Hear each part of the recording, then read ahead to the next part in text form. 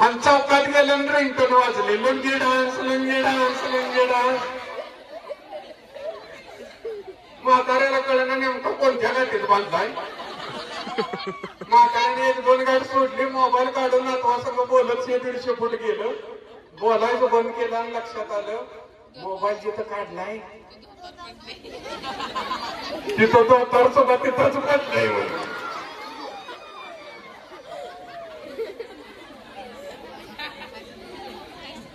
आता आपल्या गावातले मुलं असे शहरात घातलेत का नाही, घातलेत का नाही. आता ते फेडच निघाले. आता इथे बसलेले बघा सगळे जिल्हा परिषद मध्ये शिकलेत. आम्ही बी साध्या साध्या शाळेत नाही असं शिकलो. पण त्या आता महिलांना काय वाटतंय की मोठ्या शाळेत घातलं की आपण सुशिक्षित झालो, वाटतंय का नाही. आमच्या गल्लीतल्या एका महिलेने असंच पोराला बाहेर घातला, स्कूल बस आली, मग तिच्या ईर्ष्येवर दुसरीने बी घातला. पोरं नटवाय सोडून दोघी नटून फिरायला लागल्या. एकदा चवडी पुढे पोरं सोडाय आली, तू लय नटलीस का मी लय नटले, ह्या वादात पोरं तसंच ठेवली, दोघी स्कूल बस मध्ये बसून निघून गेल्या. एका महिलेने असंच पोराला घातला बाहेर आणि आपण सुशिक्षित झालोय म्हणून केस मोकळी सोडली, लग्नाला नेला, अशा झिंजा सोडलेल्या. आणि पोराला असा लग्नात सोडला, बुफे पद्धतीचं जेवण होतं. आपण रेडको हिंडवाय सोडतो का तसा पोराला सोडलेला. पोरग दिसेल त्या पदार्थात तोंड घालत होतं. आणि मम्मी असा हात बांधून महिलांसंग बोलत होती. इकडे बघितलं की झिंजा इकडे उडायच्या, इकडे बघितलं की झिंजा इकडे उडायच्या. तेवढ्यात पोरग पळत पळत आलं, मम्मीचा पदर वाटला आणि म्हटलं मम्मी मम्मी मला सुसू आली. मम्मीला असा राग आला, असा राग आला. मम्मीने त्याच्या कानाखाली एक आवाज काढला, पोरानं पॅन्टच.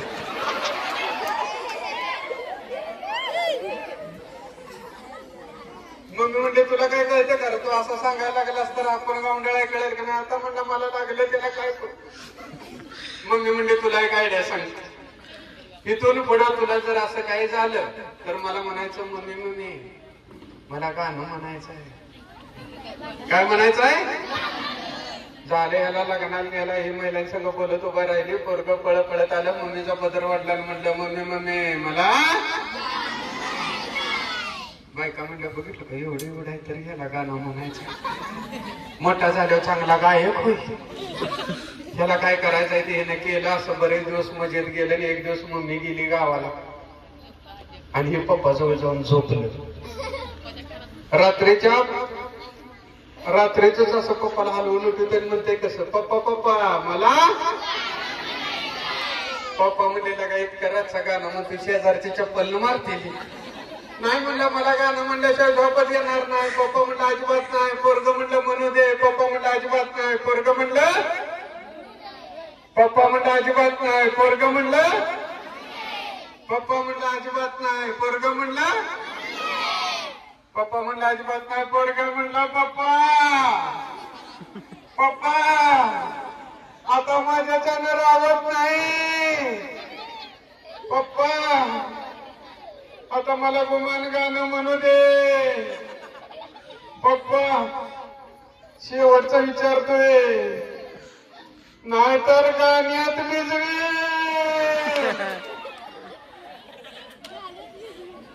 पप्पा म्हणलं आता तू लयच आग्रह करतोस तर आपण एक आयडिया करूया.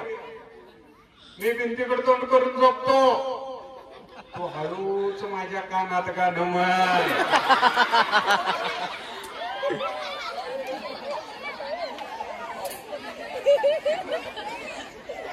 खूप छान जात देत आहे बाळा, खूप छान. सगळ्या तुमच्यासाठी एकदा जोरदार खूप छान. आता मी इथं आल्यानंतर आम्ही सकाळी निघालो, दुपारी पोहोचल्यानंतर घरात काहीतरी खाल्लं असेल का नाही. तरी सुद्धा आदरणीय पाटील सरांनी इतकं छान जेवण केलं बरं का.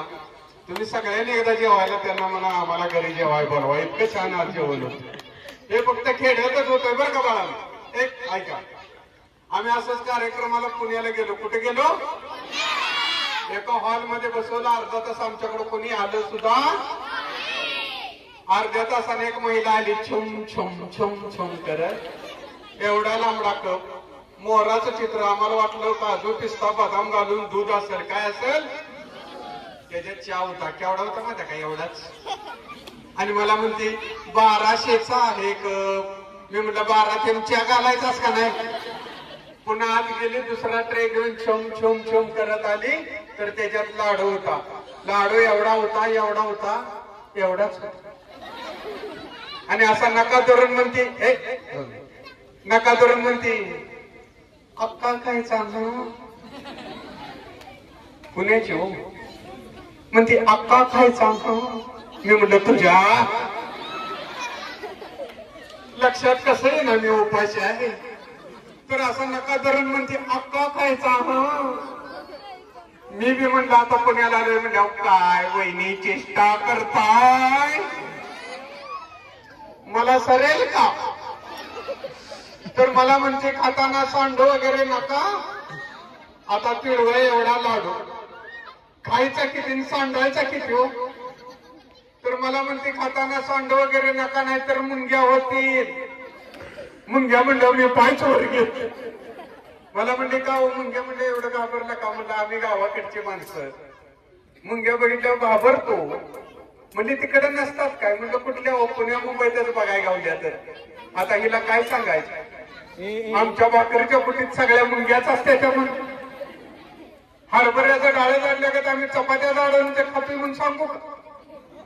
तर मला म्हणते चला तुम्हाला हॉल दाखवते, किचन दाखवते, टेरेस दाखवते, कमोड सुद्धा दाखवते.